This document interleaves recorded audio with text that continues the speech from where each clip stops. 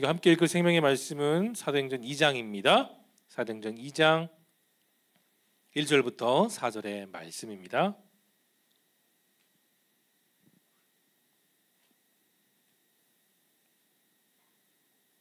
자, 사도행전 2장 1절에서 4절의 말씀을 우리 한 절씩 교독하시고 4절은 함께 읽겠습니다. 오순절 날이 이미 이르매 그들이 다 같이 한 곳에 모였더니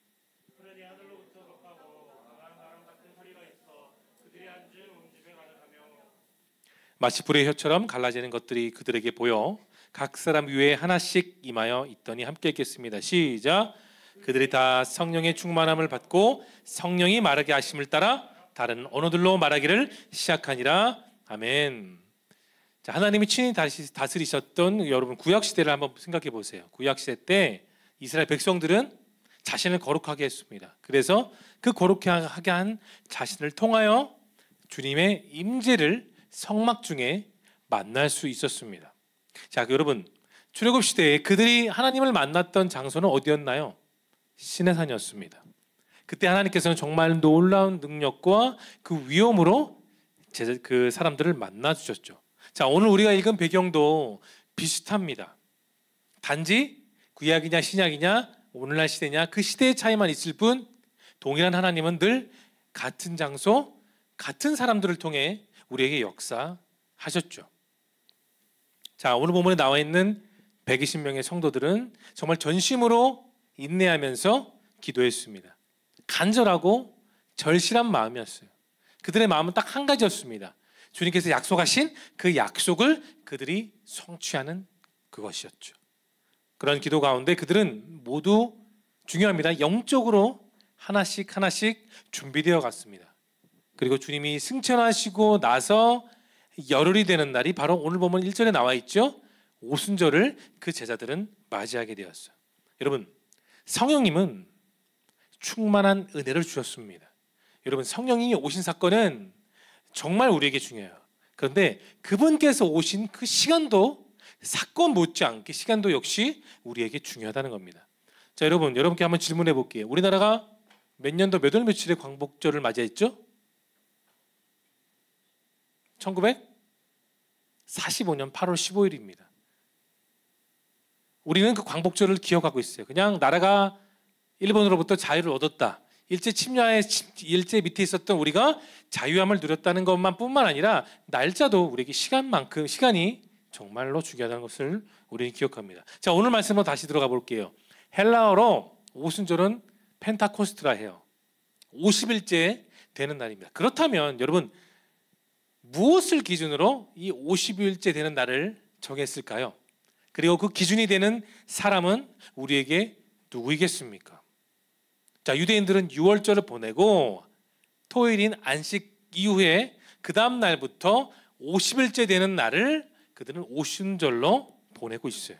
자, 이것은 구약이 시작됐던 부터 출애굽했던 그 당시부터 지금까지 계속 오순절은 지내오고 있습니다. 근데 우리는 여기서 좀 더 나아가야 돼요, 여러분.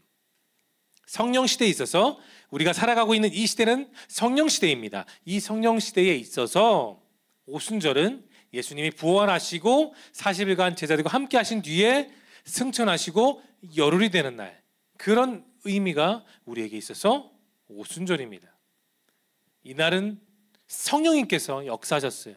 예수님께서 약속하셨던 그 약속이 거짓이 아니라 진실이고 그 약속이 다 전부 이 땅 가운데 약속이 이루어졌던 겁니다.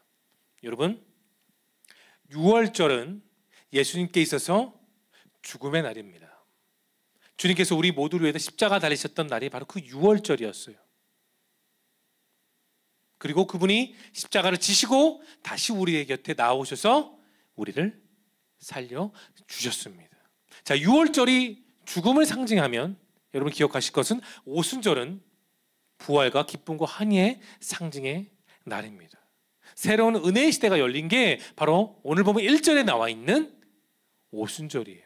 자, 여러분, 성령님은 은혜의 시대, 소망의 시대, 온 민족과 열방으로 자신께서 말씀하셨던 그 복음을 전하는 사도행전 1장 8절의 말씀처럼 유대에만 있는 것이 아니고 사마리아까지만 머무는 것이 아니라 유럽과 아프리카와 저 넓은 아시아까지 나아가 땅끝까지 이르러 세상에 살고 있는 모든 사람들에게 복음을 전하도록 하나님은 바로 이 120명을 통하여 그 역사를 이루기 시작했어요. 여러분, 부활절도 주일입니다. 오순절도 주일이에요. 여러분, 그거 아십니까? 성경의 마지막 책이 무슨 책이죠? 사도 요한이 썼던 요한계시록입니다. 그 요한계시록의 배경을 보면 사도 요한이 pat모섬에서 그 환상의 계시를 받던 날도 주일이었습니다. 여러분, 오늘 본문을 이어지는 것을 보면 장소가 나와요. 바로 뭐라고 나와 있죠? 하늘로부터라는 장소가 나옵니다. 성령님은 하나님의 보좌에서 내려온 우리에게 있어서 최고의 선물입니다. 우리와 같은 신앙생활하는 사람들이 아무리 신앙생활을 오래 하고 믿음이 깊다고 할지라도, 정말 말씀을 내가 다 잘 숙지하고 잘 이해하는 사람이라 할지라도, 여러분, 상상할 수 없고 판단할 수 없는 것이 바로 성령님이라는 거예요. 여러분, 성령님의 임재하심은 어디서부터 시작됐죠? 기도하는 데 있었습니다. 자, 여러분, 우리에게 있어서, 여러분 각자에게 있어서 최고의 기도의 응답은 무엇입니까? 취업인가요? 결혼입니까? 로또 1등 당첨인가요? 아니면 내가 원하는 대학교에 들어가는 겁니까? 아니죠. 우리 모두에게 있어서 최고의 응답은 무엇이냐면 바로 성령님을 받는 것입니다. 제자들만 받는 것이 아니고 오순절에 120명 성도들만 받는 게 아니라 지금 말씀을 전하고 듣는 우리 모두가 똑같이 같은 성령님을 받아야 하는 줄로 믿으시길 바랍니다. 세상의 것들이 아니라 나의 노력과 능력과 경험을 통해서 얻을 수 있는 것이 아닌 바로 하나님이 주셔야 되는 최고의 선물인 그 성령님을 여러분이 누릴 수 있기를 소망합니다. 그렇게 성령님의 임재하심을 바라는 사람들은 다 기도했어요. 그 120명은 같은 마음으로, 같은 믿음으로, 같은 약속을 붙들고 계속해서 기도했습니다. 바라게 되고 원하게 되고 더욱 의지하고 갈망하게 되는 것이 바로 그 성령님이었습니다.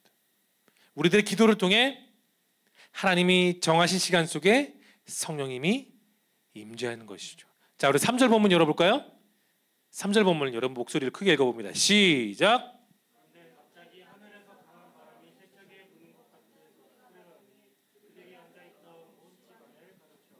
여러분, 본문을 자세히 보세요. 3절에 뭐라 나와 있습니까?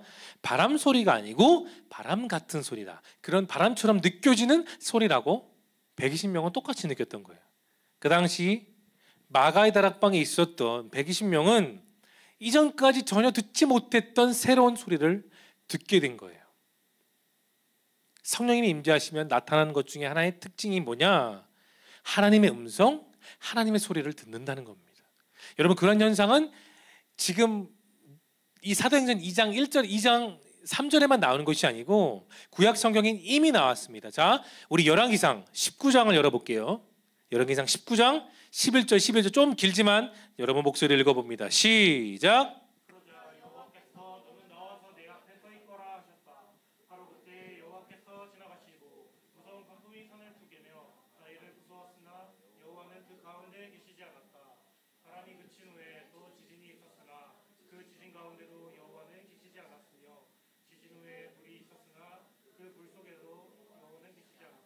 그런데 그 불이 있은 후에 부드럽게 속삭이는 소리가 있었다. 분명히 나와 있죠. 구약 성경에는 이미 나와 있었습니다. 이 11절, 12절의 배경을 여러분 잠깐 보면 아합 왕의 아주 독한 아내가 있었어요. 이세벨이라는 아내가 있었는데 지금 이스라엘은 하나님을 믿는 사람이 거의 없었습니다. 많지가 않았어요. 그 대표적인 선지자는 엘리야가 있었죠. 엘리야가 많은 능력을 베풀었고 능력을 과시하고 또 기손 시냇가에서 우상을 섬겼던 850명을 칼로 무찌른 사건도 그 스스로가 해냈습니다. 물론 성령의 능력이죠. 하지만 19장에 넘어왔을 때 이세벨이 이런 말을 해요. 내가 내 신의 이름을 걸고 너를 반드시 죽여 개의 밥으로 만들겠다. 그 소리를 듣고 놀라운 하나님의 능력을 베풀었던 엘리야가 겁을 먹어요. 그리고 도망갑니다. 등에 등골이 오싹하고 이제 나 혼자밖에 남지 않았다는 생각으로 도망치고 또 도망쳐요. 근데 그 도망쳤던 마지막 장소가 로뎀 나무 밑이었습니다. 여러분, 제가 이전에 설교했을 때 말했는데 이스라엘은 한낮에 40도가 넘는 강렬한 햇빛이 내려나요. 그만큼 정말 덥습니다. 그 더위를 피하기 위해 여러분의 허리 정도밖에 오지 않는 나무 아래 앉아 엘리야는 자기가 죽고 싶다고 하나님께 말을 합니다. 근데 하나님께서 그에게 잠을 주세요. 그리고 잠을 드는 사이에 천사가 나타납니다. 그에게 2번 구운 떡과 물을 2번 줘요. 그리고 일어나서 그것을 먹고 그 먹은 힘을 통해 40일 밤낮을 달려 하나님의 산 호렙산으로 달려가게 됩니다. 달려갔을 때 나타난 현상이 11절과 12절에 정말 기이한 현상이었어요. 초자연적인 현상이었죠. 이 많은 일들이 일어난 뒤에 강풍, 바람, 지진, 불이 나타났지만 그 속에서 하나님은 드러나지 않으셨어요. 언제 나타났습니까? 다 끝나고 그 놀라운 초자연적인 현상이 지난 이후에 부드럽게 속삭이는 소리. 하나님은 그렇게 엘리야에게 작은 부드러운 소리로 나타나셨던 겁니다. 세미한 소리, 부드럽고 속삭이는 소리로 임하셨던 하나님을 비로소 지쳤던, 힘들었던 엘리야가 다시 만날 수 있었던 겁니다. 근데 여러분 나중에 한번 보세요. 에스겔 37장을 보면 거기에는 에스겔이 이렇게 고백합니다. 하나님의 생기, 성령의 바람을 그는 만났다고 고백합니다. 강하고 선명하고 정확하게 확실하게 우리가 느낄 수 있도록 하나님은 우리들에게도 나타나신다는 겁니다. 여러분, 우리는 결코 내가 때로는 세상에 치우쳐서 세상이 너무 좋아 세상 속에서 내 평안을 누릴 때도 있겠지만 그럴 때에도 우리는 하나님의 손에서 벗어날 수가 없어요. 기억하셔야 됩니다. 왜냐고요? 하나님은 우리를 한 번 정하시면 결코 그의 손에서 우리를 놓치지 않으시기 때문이에요. 사람은 놓칠 수 있어요. 여러분의 소중한 사람들도 여러분을 때론 놓칠 수는 있습니다. 사람이기 때문에. 그러나 하나님은 여러분을 단 한 번도 놓치지 않으세요. 우리가 등을 돌린다 할지라도 하나님은 우리를 끝까지 추적하시고 다시 우리를 붙들어 우리의 자리로 이끌어 주십니다. 그게 누구라고요? 하나님이시라는 거예요. 그렇다면 오늘 이 자리에서 말씀을 듣는 여러분은 정말 어디에서 하나님의 임재를 느끼십니까? 어떤 사람에게는 조용하게 기도하면서, 어떤 사람은 또는 찬양하면서, 어떤 사람은 말씀 읽으면서, 또 어떤 사람은 운전하면서 다양한 모습과 상황 속에 하나님은 우리를 붙들어 주십니다. 여러분, 우리가 교회에서 찬양하고 기도하고 말씀을 들을 때만 성령의 임재를 경험하는 게 아니라 여러분 기억하셔야 돼요. 여러분의 평범한 일상 가운데서도 하나님의 임재를 경험할 수 있기를 바랍니다. 자, 우리 요한복음 3장 8절 말씀 볼게요. 이번에는 신약 성경 말씀 중에 한번 찾아보겠습니다. 자, 3장 8절 말씀 크게 읽어볼게요. 시작. 사람은 불고 싶은 대로 군다. 너는 그 소리를 들어도 어디서 들어와서 어디로 가는지 모른다. 성령으로 난 사람도 다 이루었다. 여러분, 성령님이 진짜 내 마음에 임하시게 되면 진짜 저런 방법으로도 나에게 오실 수 있을까 싶을 정도로 우리의 이성과 지각과 경험으로 전혀 이해되지 않는 방법으로 성령님은 임하시기도 합니다. 여러분 기억하세요. 성령님은 나의 상식과 나의 이성으로 나타나지 않으세요. 우리를 뛰어넘는 성령님은 우리의 모든 것을 뛰어넘어 다가오십니다. 그래서 우리의 머리로 쳐도 도저히 이해가 안 되는 거예요. 받아들여지지가 않는 겁니다. 하나님께서는 도저히 사람이 생각할 수 없는 정말 갖가지 방법으로 내 인생에 정말 상하 좌우 앞뒤가 다 막힌 그런 상황 속에서도 내 인생을 그분은 기가 막히게 풀어가십니다. 출애굽 시대에 200만 명이 기다렸던 홍해 앞에서도 시딤을 떠나 여호수아와 함께 이제 강물이 불어난 요단강을 건너야 되는 그런 상황 속에서도 무서운 사자굴 속에서 억울하게 그 사자굴 속에 내가 들어가서 곤욕을 치러야 됐던 다니엘에게도 우상 앞에서 결코 나는 정죄하지 않겠다고 고백했던 다니엘의 세 친구들이었던 하나냐, 미사엘, 아사랴도 아수르와 바벨론 같은 우상을 섬기던 나라의 포로로 갔었던 에스더도 그 치욕적인 상황 가운데서 정말 동일하게 소름 돋게 그런 상황 가운데 있었던 모든 백성들에게 하나님은 성령으로 임재하여 주셨습니다. 여러분, 제가 지금 말씀드렸던 이런 사건 앞에 거기에 나와 있는 모든 인물들은 다 똑같아요. 배운 것도 없었죠. 가진 것도 없었습니다. 힘도 없었고 능력도 없었어요. 빈털터리였습니다. 그런 사람들에게는 이 성경 속에 나와 있던 인물들에게는 딱 한 가지가 공통적으로 있었습니다. 그것이 무엇입니까? 무엇이 그토록 그 어려운 상황 속에서도 사방이 막혀져서 그 상황이 나를 우겨싸는 상황 속에서 어떻게 그들은 견딜 수 있었을까요? 답은 하나뿐입니다. 성령 충만.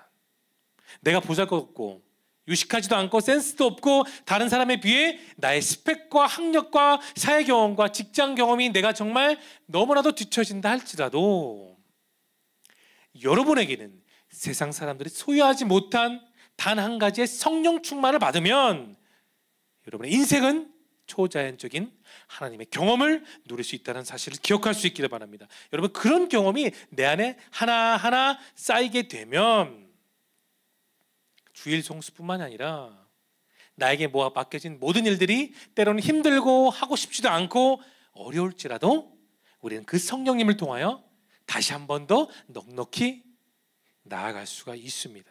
그것을 통해 여러분의 신앙생활이 재밌어지고 더 적극적으로 나가게 되고 주변에 좋은 영향을 미치고 내 안에 기쁨이 채워질 수 있다는 것을 여러분 기억하십시오. 우리와 같은 크리스찬들에게 영적인 삶에 있어서 가장 중요한 훈련이 뭐냐? 기억하십시오. 하나님의 임재를 연습하는 겁니다. 그것은 곧 예배 드릴 때만 하나님이 나타나신다는 착각에 빠지는 것이 아니라 언제나 하나님은 나와 함께 하시다는 그 사실을 여러분이 기억할 수 있기를 바랍니다. 하나님의 임재를 연습하는 것. 거룩하신 하나님께서 주일뿐만 아니라 내 소중한 6일에도 함께하는 것을 여러분 기억할 수 있기를 바라요. 근데 기억하실 것은 하나님은 우리에게 과한 것을 요구하지 않으십니다. 무리한 것을 요구하지 않으세요. 우리가 자주 하나님을 기억하고 찬양하고 기도하는 그 모습으로 하나님은 나오기를 원하십니다. 우리가 연약하는 것을 하나님은 아세요. 우리의 부족함을 아십니다. 우리의 신앙의 연약함을 아시기 때문에 하나님은 가장 기본에 충실하기를 바라시죠.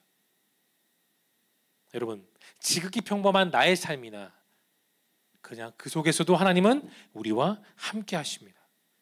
우리는 오늘 아침에도 동일하게 시작했어요. 새로운 날, 이 새로운 주일에 주님의 은혜를 사모하는 모습으로 시작했지만 때로는 우리의 마음이 복잡하고 분주해서 또는 그 복잡함으로 인해 내 마음이 두려움이 쌓이기도 합니다. 예상치 않은 상황을 맞이하기도 하고 또 그 속에서 나도 모르게 내 안에 옛 모습이 나타나기도 하죠. 아, 정말 왜 저 사람은 저럴까? 그런 생각을 할 때도 우리는 있습니다. 하지만 그럴 때면 우리는 다시 한 번 더 마음을 다듬으십시오. 오늘도 나는 하나님의 임재 가운데 나아가고 있는가? 그 하나님의 임재를 나는 정말 소망하고 있는가? 그 하나님의 성령의 임재가 정말 내 안에 채워질 수 있을까라고 기대할 수 있기를 바랍니다. 그 하루에 어떠한 일 가운데서도 그 어떤 분주함도 그 어떤 예상하지 못한 상황 속에서도 주님은 여러분과 늘 함께 계심을 믿으시기를 바랍니다. 여러분, 우리가 알지 못하는 길, 우리가 알지 못하는 그 지혜를 성령님은 우리에게 부어주세요. 나의 생각, 나의 마음을 여러분 비우십시오. 비워진 공간 안에, 비워진 내 마음에 오직 성령의 충만함을 구할 수 있길 소망합니다. 여러분, 그것은 나의 의지대로 사는 인생이 아닙니다. 성령의 이끄심에 따라 내 인생을 성령님과 함께 한 발자국 한 발자국 걸어가는 그 인생 가운데 여러분 형통이 있어요. 그 형통은 무엇이냐? 이집트 총리가 되었던 요셉의 인생처럼 어두운 산속에서 아무도 없을 때, 자기 혼자 있을 때 그 수많은 양을 돌보며 하나님을 찬양했던 다윗처럼 하나님은 우리에게 그러한 형통을 허락하여 주십니다. 여러분, 성령은 거룩한 하나님의 영이십니다. 중요한 것은 그 성령을 내가 모시고 사는가 아니면 여전히 내 스스로의 의지를 갖고 성령과는 전혀 관계없는 단순히 지식적이고 이성적인 삶을 사느냐. 우리는 인생에 두 갈래의 옵션이 있습니다. 예를 들어 볼까요? 등산하는 사람이, 등산을 좋아하는 사람도 있겠죠. 자, 등산하는 사람이 무겁지만 배낭 안에 뭘 들고 갈까요? 물도 들고 가고 음식도 들고 가고 필요한 복장도 챙겨가겠죠. 그런데 배낭 안에 물건이 무거워서 내팽개가 치고 홀몸으로 올라가진 않습니다. 올라가면서 물도 먹고 초콜릿도 먹고 올라가서 다양한 음식도 먹고 필요하기 때문에 가방에 무거운 걸 채우고 올라가죠. 반면에 배낭도 없이 준비도 없이 그냥 올라간 사람은 어떻게 될까요? 목도 마르고 배도 고프고 기진맥진한 상태로 겨우 올라갔다 내려오면서 난 2번 다시 등산 안 한다고 하고 다시 산에 오르지 않을 겁니다. 여러분, 성령님과 동행하는 삶이 그래요. 성령님과 함께하는 삶을 살아갈 때에 물론 내 인생에 고난이 옵니다. 환난도 오고 억울함도 오고 이해되지 않는 상황으로 점점 몰아갈 때가 있어요. 그러나 성령님과 동행하는 사람은 그 모든 것을 다 극복할 수 있습니다. 성령님이 인도하신 삶을 통해 내 안에 오는 다양한 어려움을 우리는 극복할 수가 있는 거예요. 성령님으로 충만한 삶으로 살아갈 때에 나를 넘어뜨리는 사탄의 공격을, 그리고 그 다양한 유혹을 우리는 물리치고 비로소 평강과 기쁨과 감사를 우리는 누릴 수가 있습니다. 여러분, 엘리야가 겪었던 바람, 에스겔이 겪었던 바람, 니고데모가 겪었던 바람, 그리고 모든 제자들과 120명의 성도들이 오늘 말씀 가운데서 그 다락방 가운데서 경험했던 바람. 여러분, 성령의 바람은 우리의 삶의 공간으로 임하십니다. 자, 오늘 본문에 2절에 나와 있었죠? 호련히 하늘로부터 급한 강한 바람과 같은 소리라고 말했습니다. 그 소리가 그 모여있던 성도들 가운데 동일하게 다 임했던 거예요. 저는 예전에 CCC에서 동아리 활동을 하고 순장생활도 했었습니다. 그리고 보통 여름에 되면 제가 어렸을 때 20대 때는 평창에 가서 큰 리조트에 모여 각 지역에 있는 지구들이 모여 함께 예배를 드렸습니다. 그때마다 느낄 수 있었던 것은 그 예배의 모임 가운데 정말 성령의 충만함을 느낄 수 있었다는 거예요. 그 안에 풍겨지는 분위기, 예배와 기도와 찬양은 정말 달랐습니다. 도저히 어떤 단어로도 표현할 수 없는 그 뜨거운 감격과 기쁨이 바로 그 모임에 있었던 것을 저는 경험했습니다. 이루 말할 수 없는 그 경험, 이것이 오늘 본문에 나와 있는 120명의 성도들이 경험했던 그런 경험입니다. 여러분, 성령은 내가 성경 말씀을 읽는다고, 내가 성경 말씀을 머리로 외운다고, 내가 성경 말씀을 머리에 지식적으로 채운다고 성령님이 내 안에 임재하지 않으세요. 많이 배운다고, 많이 한다고 성령님이 나에게 오는 것은 아니라는 겁니다. 내가 내 삶 속에서 경험해야 돼요. 내 피부로 느껴야 되는 겁니다. 정말 말로 표현할 수 없는 아주 뚜렷한 그 생생한 경험을 교회 안에서뿐만 아니라 여러분이 남은 6일 가운데 그렇게 경험할 수 있어야 됩니다. 그러니 여러분, 성령님을 내 머리 안에 이해를 하려고만 하지 말고 나의 온 마음을 다해 느끼고 경험할 수 있기를 바랍니다. 말씀을 정리할게요. 성령님이 오실 때 그분의 임재는 오늘 본문에 나와 있는 것처럼 풍성하고 충만합니다. 여러분 안에 계신 그 성령님의 존재를 통해 그 성령님과 함께 이 기록된 말씀들이 그냥 글씨로 남겨진 것이 아니고 한번 보고 마는 것이 아니라 여러분의 인생 가운데 그 말씀들이 여러분의 인생으로 묻어져 날 수 있기를 소망합니다. 오직 성령님만이 여러분의 인생을 변화시킨다는 그 사실을 기억하시고 이와 같은 성령님으로 여러분의 삶이 날마다 풍성해질 수 있기를 예수님의 이름으로 축원합니다.